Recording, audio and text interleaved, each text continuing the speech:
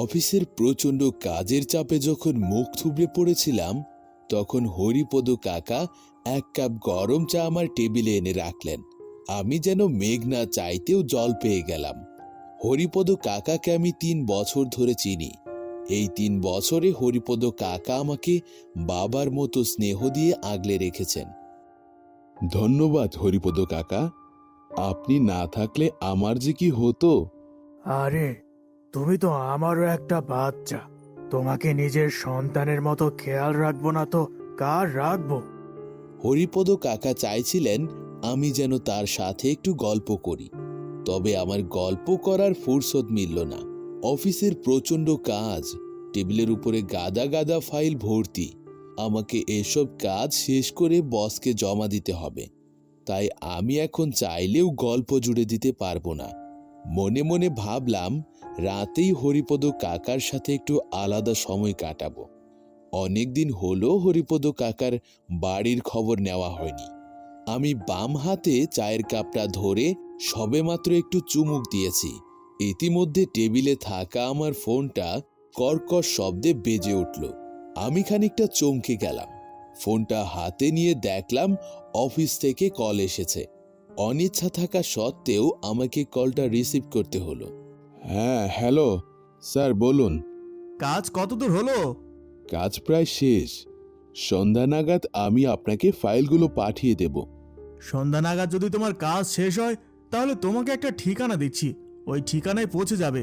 আগামী 7 দিনের জন্য তোমার পোস্টিং ওখানে হয়েছে। সে কি, আমার পোস্টিং অন্য জায়গায় হয়েছে? কিন্তু এ বিষয়ে তো আমি অবগত নই। সব কাজে যে তোমাকে অবগত থাকতে হবে এমন তো নয়। আমি এখন তো তোমাকে জানিয়ে দিলাম। হাতে এখনো কয়েক ঘন্টা সময় আছে। ফাইলগুলো রেডি করে সবকিছু গুছিয়ে 7 দিনের উদ্দেশ্যে আমার পাঠানো ঠিকানায় পৌঁছে যাবে। হ্যাঁ, ঠিক আছে স্যার। এক প্রকার রেগেই কলটা কেটে দিলাম। এই পোস্টিংয়ের ঝামেলা আমার আর ভালো লাগে না। তবে মনে মনে খুশি হলাম এই ভেবে যে পোস্টিং হয়েছে 7 দিনের জন্য। যদি 1 মাস বা তার বেশি সময় হতো, তাহলেও তো আমি কিছু করতে পারতাম না। এই 1 সপ্তাহ না হয় কাজের ফাঁকে একটু ঘুরোঘুরি করে কাটানো যাবে। এই যা, কথায় কথায় জায়গাটার নামই তো জিজ্ঞেস করা হলো না। যাক, কোনো ব্যাপার না, একটু পরেই তো জায়গাটার ঠিকানা আমার ফোনে চলে আসবে। বলতে না বলতেই ফোনে টুং করে একটা শব্দ হলো। বুঝতে পারলাম ঠিকানা পাঠিয়ে দিয়েছে। ঠিকানা নিয়ে আপাতত আমার কোনো মাথা ব্যথা নেই। আমার মাথা ব্যথা হলো সন্ধ্যের আগে এই ফাইলগুলো কমপ্লিট করা। তারপর সবকিছু গুছিয়ে আমাকে আবার রওনা দিতে হবে। হরিপদ কাকা, ও হরিপদ কাকা, এদিকে এসো, শুনে যাও। হ্যাঁ, কিছু লাগবে তোমার? 7 দিনের মতো জামা কাপড় একটা ব্যাগে গুছিয়ে দাও তো। আর হ্যাঁ, রাতের জন্য কিছু খাবারও দিয়ে দিও। কি জানি কখন পৌঁছাতে পারি। কেন, 7 দিনের জন্য আবার তুমি কোথায় যাচ্ছ? আর বলো না, অফিসের কাজে 7 দিনের জন্য কোথায় যেন যেতে হবে। এখনো জানিই না যে কোথায় যেতে হবে। সন্ধ্যা ঘনিয়ে এলো। আমি আমার কাজগুলো শেষ করলাম। হরিপদ কাকাকে দিয়ে বললাম অফিস থেকে কেউ এলে তাকে যেন ফাইলগুলো বুঝিয়ে দেয়। হরিপদ কাকা আমার হাতে মস্ত বড় একটা ব্যাগ ঝুলিয়ে দিলেন। বুঝলাম এতে তিনি গুনে গুনে 7 দিনের জামা কাপড়ই দিয়েছেন, সাথে কিছু শুকনো খাবার এবং রাতের খাবারটাও দিয়েছেন। আমি মনে মনে হাসলাম। বাবার যেমন সন্তানের জন্য চিন্তা হয়, আমার জন্য তেমন হরিপদ কাকার অনেক চিন্তা। এই হরিপদ কাকা না থাকলে আমার যে কি হবে। পকেট থেকে ফোন বের করে দেখলাম সিকিমের জুলুক নামের একটি স্থানের কথা দেওয়া আছে। বুঝলাম এই জুলুকেই আমাকে যেতে হবে। জুলুক সম্বন্ধে আমার জ্ঞান খুবই কম। শুনেছি এখানে আগে সেনাবাহিনীর ক্যাম্প ছিল। বর্তমানে জুলুক পরিণত হয়েছে পর্যটকদের জনপ্রিয় একটি স্থান হিসেবে। সেখান থেকে কাঞ্চনজঙ্ঘার অপূর্ব দৃশ্য দেখা যায়। আমি একটা রিকশায় চেপে বসলাম।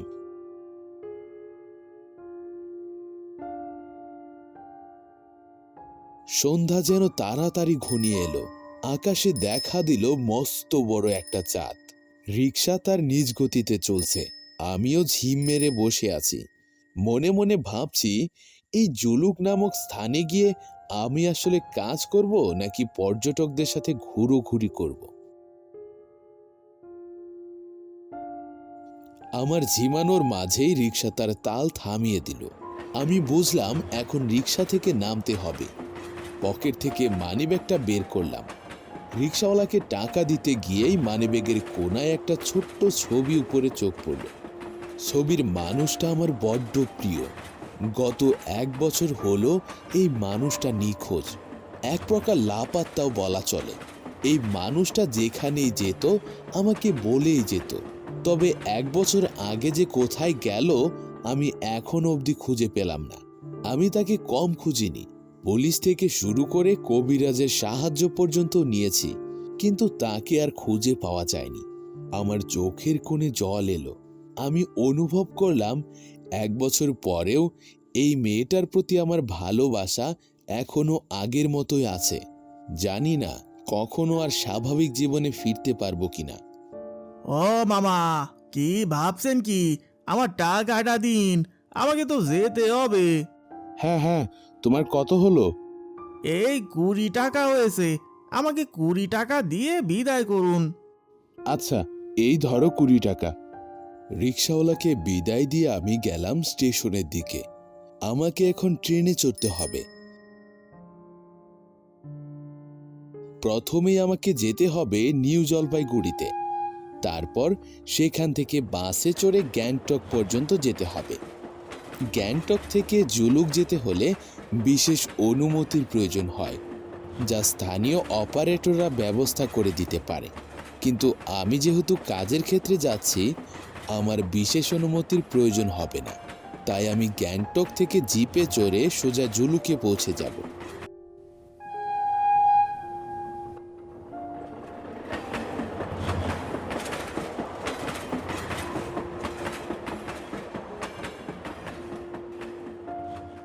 সারাটা পথ আমি প্রায় ঘুমিয়েই এসেছি। গত 2 দিন ধরে অফিসের কাজে আমার ভালোভাবে ঘুম হয়নি। এখন প্রায় রাত 4টা বাজে। তবে আমি যেই সন্ধ্যায় বের হয়েছি সেই রাতের 4টা নয়, মাঝখানে আরও একটা দিন পেরিয়ে ওই দিনের রাতের 4টা।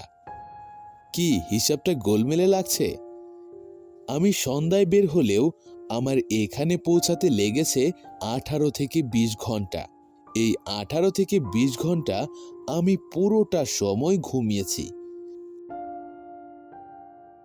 আমি আমার অফিসে পৌঁছে গেছি। এখানে একটা ছোট্ট কামরা আমার জন্য বরাদ্দ। কামরায় বেশি জিনিসপত্র নেই, কাজের জন্য একটা ছোট টেবিল আর একজনের মতো একটা খাট। কামরায় ছোট একটা জানালা আছে। এই জানালা দিয়ে পাহাড়ের অপূর্ব দৃশ্য দেখা যায়। এখন যেহেতু রাত, আমি আর এখন বাইরে বের হলাম না। শরীরটাও বড্ড ক্লান্ত লাগছে, তাই আমি একটু শুয়ে নিলাম। যদিও এত ঘন্টা ঘুমানোর পরে আমার এখন আর ঘুম ধরবে না, তবুও চোখটা বন্ধ করে স্বস্তির নিঃশ্বাস নিলাম।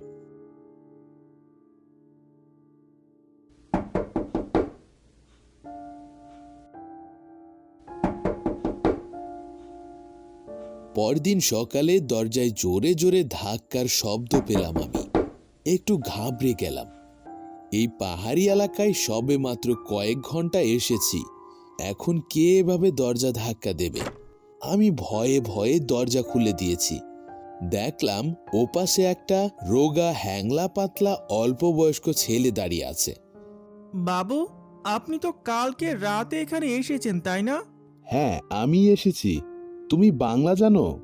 হ্যাঁ বাবু, এখানে যারা পর্যটক কিংবা অফিসের কাজে আসে তাদের সাথে আমাকে কথা বলতে হয়, যার কারণে আমাকে বাংলা শিখতে হয়েছে। তা বাবু, আপনি কি একটু বের হবেন?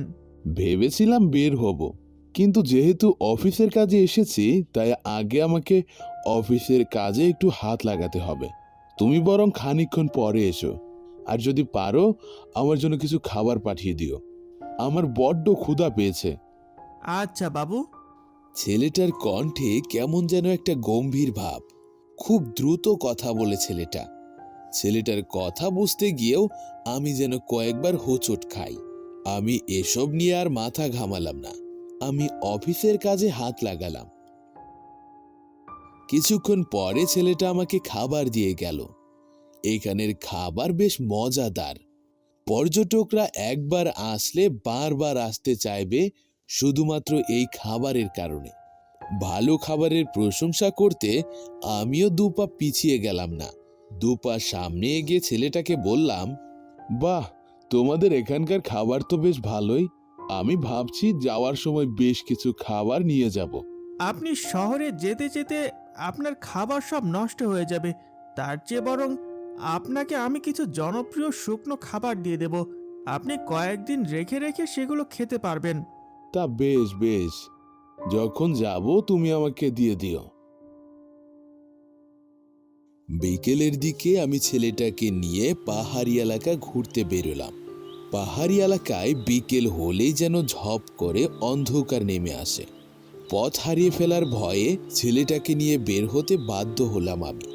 না হলে অযথা ছেলেটাকে কষ্ট দিতাম না। বাবু, আপনি প্রায় 1 বছর পর এখানে এলেন। আমি তো এখানে প্রথমই এলাম। 1 বছর পরে মানে? আসলে আমি বলতে চেয়েছিলাম, আপনাদের অফিসের কাজে এখানে 1 বছর হলো কেউ আসে না। 1 বছর আগে একটা ম্যাডাম এসেছিল, তো তারপর থেকে আর কাউকে আসতে দেখিনি। ছেলেটার মুখে ম্যাডাম শব্দটা শুনে আমি যেন থমকে গেলাম। ম্যাডাম বলতে ও কাকে বুঝিয়েছে? এখানে 1 বছর আগে আমাদের কোনো কলিগ এসেছিল? আগ্রহ চাপিয়ে না রাখতে পেরে আমি জিজ্ঞেস করেই বসলাম, 1 বছর আগে এখানে কোন ম্যাডাম এসেছিল?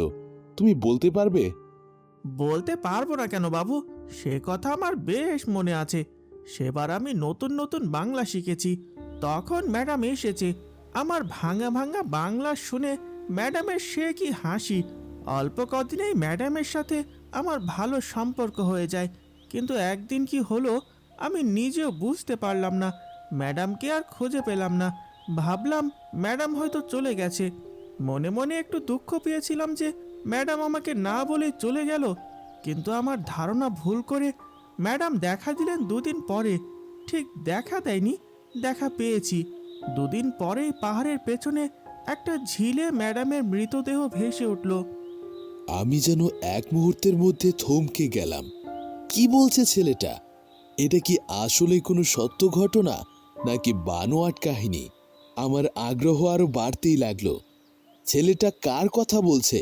আমাদের অফিসে 1 বছর আগে কে মারা গেছে? বাবু, ম্যাডামের মৃত্যুতে আমি বেশ কষ্ট পেয়েছিলাম। আমি সবাইকে ডেকে ডেকে বললাম, তোমরা দেখে যাও, এখানে ম্যাডামের লাশ পড়ে আছে।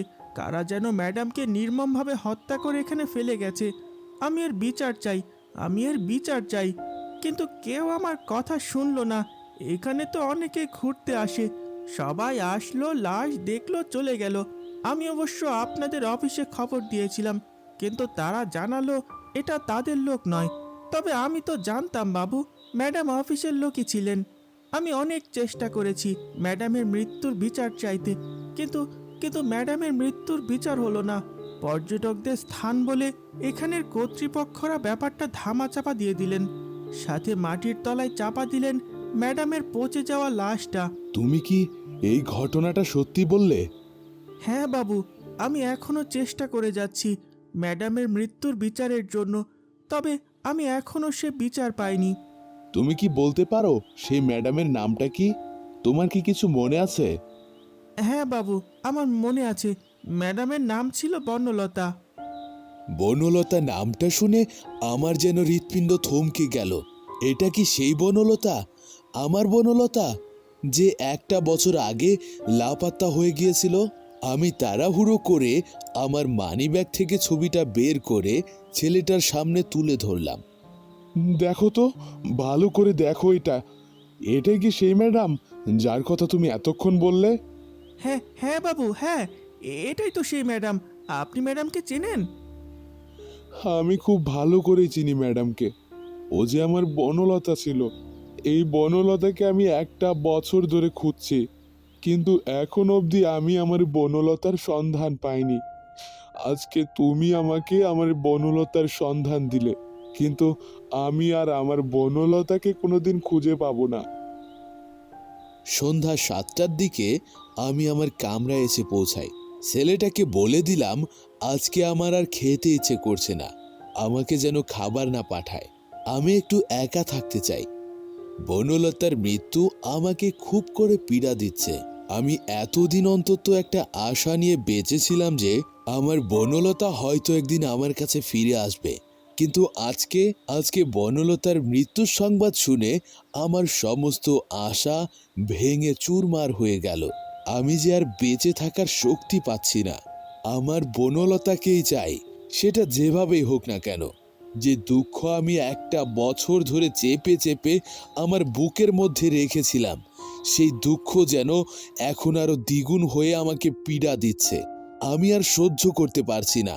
বনলতা, তুমি কোথায়? কোথায় বনলতা? আমার ডাক যেন বনলতা শুনতে পেল। দরজায় জোরে জোরে ধাক্কায় আমি হুঁশে ফিরলাম।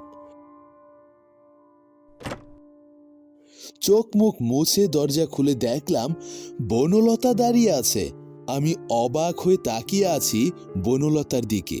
এটা আমার মনের কল্পনা নাকি? বনলতা কোত্থেকে আসবে? একটু আগেই তো ছেলেটা আমাকে বলছিল বনলতার নাকি মৃত্যু হয়েছে। তাহলে আমার সামনে কে দাঁড়িয়ে আছে? অবিনাশ, তুমি অবশেষে আমায় খুঁজতে খুঁজতে এখানে চলে এলে।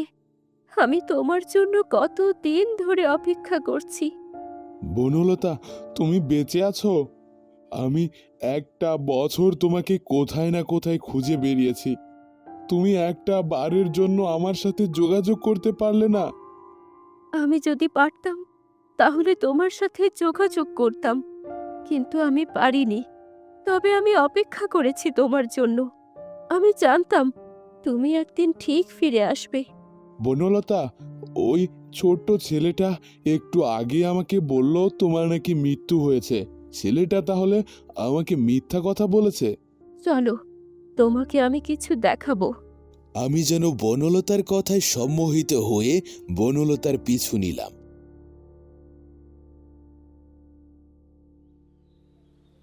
অন্ধকার ঝোপ পেরিয়ে আমি বনলতার পিছু পিছু পৌঁছে গেলাম সেই ঝিলের সামনে, যে ঝিলের কথা একটু আগেই ছেলেটা আমাকে বলেছিল।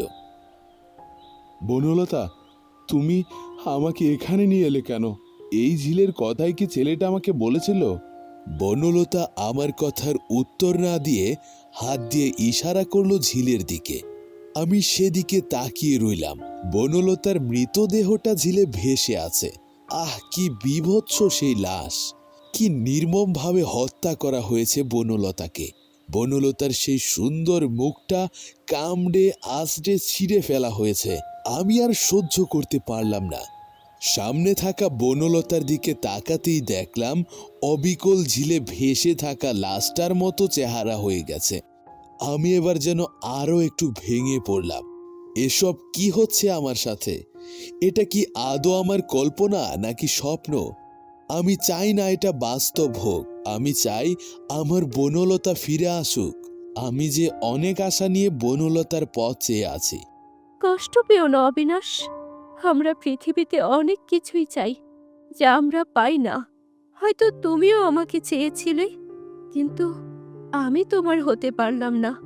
তোমাকে কষ্ট দেওয়ার জন্য আমি দুঃখিত। তোমার এই অবস্থা কিভাবে হলো বনলতা? 1 বছর আগে আমাকে 1 সপ্তাহের জন্য এখানে পোস্টিং করা হয়েছিল। আমি ভেবেছিলাম তোমাকে জানাবো, কিন্তু বস বললেন তোমাকেও নাকি একদিন পরেই এখানে পাঠিয়ে দেবেন। তাই আমি ভাবলাম তোমাকে খবরটা না জানাই। তুমি যদি এখানে আসো তাহলে নিশ্চয়ই অবাক হয়ে যাবে। তাই আমি তোমাকে না জানিয়ে এখানে চলে এলাম। তারপর? তারপর দেখলাম তুমি আসোনি। তোমার বদলে এসেছে সিনিয়র 3জন কর্মকর্তা। কাজের ক্ষেত্রে তাদের সাথে আমার কথা বলতে হলো, কাজ করতে হলো। একদিন রাতে তাদের একজন আমাকে কল করলেন। বললেন কাজের ক্ষেত্রে কিছু কথা রয়েছে। আমি যেন দরজাটা খুলে দেই। আমি কিছু না ভেবেই দরজা খুলে দিলাম। এটাই ছিল আমার একমাত্র ভুল। তারা তিনজনে আমাকে বোঝাতে লাগলেন আমি যদি তাদের কথায় রাজি হই তাহলে আমি আরো উপরের পদে উঠে যেতে পারবো অনায়াসে। কিন্তু আমি রাজি হলাম না। তারপর? তারপর আর কি? তারপর তিনজন মিলে আমাকে নিয়ে এলো এই জায়গায়। আমি কোনো চিৎকার করতে পারিনি, কারো কাছ থেকে কোনো সাহায্য পাইনি। আমি একা একটা মেয়ে, তাদের সাথে পেরে উঠলাম না। তারপর যা হওয়ার তা তো হলোই। আমার উপরে অমানবিক নির্যাতন করে আমাকে হত্যা করে এই ঝিলে ফেলে দেওয়া হলো। আমি আর তোমার কাছে ফিরতে পারলাম না অবিনাশ। সেই থেকে আমি এখন পর্যন্ত তোমার জন্য অপেক্ষা করে আছি। আমি জানতাম তুমি এখানে একদিন হলেও আসবে, আর আমি সেদিন আমার মৃত্যুর প্রতিশোধ নেব। হ্যাঁ, আমার মৃত্যুর প্রতিশোধ। বনলতার মুখ থেকে কথাগুলো শুনে আমার প্রচণ্ড খারাপ লাগলো। আমার বনলতা কত কষ্ট পেয়ে এই দুনিয়া ছেড়েছে, আমিও সহ্য করতে পারলাম না। উঠে বসলাম আমি। বনলতাকে বললাম, তোমার মৃত্যুর প্রতিশোধ আমি নেব। তুমি আমাকে বলো, সেই তিনজন সিনিয়র কর্মকর্তা কারা? আমি তাদের টেনে হিচড়ে তোমার সামনে নিয়ে আসব। তারপর তুমি তোমার মৃত্যুর প্রতিশোধ নেবে। বনলতার কথা অনুযায়ী আমি আমার পকেট থেকে ফোন বের করে পরপর তিনজনকে কল দিলাম। হ্যালো, হ্যাঁ, শুনতে পাচ্ছেন? স্যার, এখানে একটু প্রবলেম হয়ে গেছে। একটা বিশাল প্রজেক্ট এসেছে আমাদের হাতে। এই প্রজেক্টটা যদি আমরা নেই তাহলে আমাদের বিশাল অঙ্কের লাভ হবে। কিন্তু তারা আমার সাথে কন্ট্যাক্ট করতে চাচ্ছে না। তারা চাচ্ছে সরাসরি আপনাদের সাথে কথা বলতে। প্রজেক্টটা যদি হাতছাড়া না করতে চান তাহলে কালকের মধ্যেই এখানে পৌঁছে যাবেন। তারা তিনজনেই আমার কথা বিশ্বাস করে রাজি হয়ে গেলেন। আমার মুখে ভেসে উঠল প্রতিশোধ নেওয়ার হাসি। পরের দিন তিনজনেই তাড়াহুড়ি করে আমার সাথে দেখা করতে এলেন। আমি বেশ খুশি হলাম।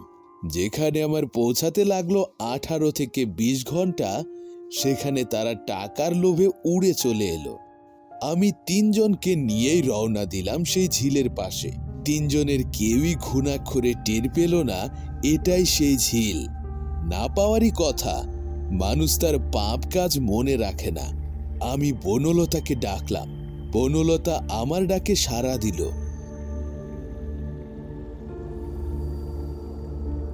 তিনজনই যেন আঁতকে উঠল। ভাবছে যে মেয়েটাকে 1 বছর আগে তারা খুন করেছে সেই মেয়েটা জীবিত ফিরে এলো কিভাবে। তবে কিছুক্ষণের মধ্যেই তিনজনের ভাবনা যেন ধুলোয় মিশে গেল।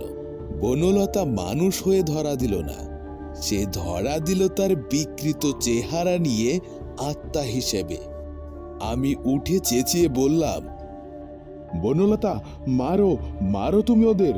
ওরা তোমার সুন্দর জীবনটাকে কেড়ে নিয়েছে, তোমার সতীত্ব কেড়ে নিয়েছে, তোমাকে নির্মমভাবে হত্যা করেছে, তোমাকে আমার থেকে কেড়ে নিয়েছে, আমাকে দিয়েছে সারা জীবন বয়ে বেড়ানোর মতন কষ্ট। তুমি ওদের ক্ষমা করো না বনলতা, আর একটা শব্দও যেন ওরা উচ্চারণ করতে না পারে। তুমি ওদের জীবনের প্রদীপ নিভিয়ে দাও। বনলতা আমার কথা ফেলল না। ওরা একটা শব্দ উচ্চারণ করার আগে বনলতা ওদের নির্মমভাবে হত্যা করল। অন্য সময় হলে আমার চোখের সামনে একটা মৃত্যু আমি মেনে নিতে পারতাম না। তবে এখন মনে হচ্ছে বনলতার মৃত্যুতে যদি আরো 10 জন দায়ী থাকে, এই 10 জনকে আমার চোখের সামনে নির্মমভাবে হত্যা করলেও আমার মনের জ্বালা মিটবে না। বনলতার যাওয়ার সময় হয়েছে। বনলতা আত্মা হয়ে ফিরে আসলেও ও আমার সেই আগের বনলতায় ছিল। এবার যেন মন খারাপ ভাবটা আমাকে জেঁকে বসল। অবিনাশ, আমি হয়তো বেঁচে থাকতে তোমাকে ভালোবেসে ভুল করিনি, তোমাকে চিনতে ভুল করিনি। আমি ভেবেছিলাম বাকিটা জীবন কাটিয়ে দেওয়ার মতো তুমি একমাত্র ছেলে যে আমার যোগ্য, যার কাছে আমি শান্তি পাবো। তুমি আমার এই ভাবনাটা মিথ্যে হতে দাওনি। দেখো, মরে গিয়েও তোমার কেমন সান্নিধ্য পেলাম। তুমি আমাকে মুক্তি দিলে অবিনাশ। আর কখনো কি তোমার সাথে আমার দেখা হবে না বনলতা? যদি বেঁচে থাকতাম তাহলে হয়তো তোমার সাথে আমার দেখা হতো, তবে আমি তো মুক্তি পেয়ে গেছি, আর হয়তো কোনো দিন তোমার সাথে আমার দেখা হবে না। তবে পরের জন্মে আমি তোমার জন্য ঠিক অপেক্ষা করব। আমাদের স্বপ্নের মতো সংসার আমরা ঠিক সাজাবো। বনলতা চলে গেল, রেখে গেল তার অজস্র স্মৃতি। আমি হয়তো আর কোনোদিন আশা নিয়ে বনলতার পথ চেয়ে থাকব না। আমি জানি আমার বনলতা আর কোনোদিন ফিরবে না। তবে একটা কথা আছে, মানুষ বাঁচে অপেক্ষায়, আর অপেক্ষা বাঁচে আশায়। কখনো হয়তো এই পাহাড়ি এলাকায় এসে বনলতার শেষ স্মৃতিচারণ করে যাব। এটুকুই আমার বনলতা থেকে পাওয়া।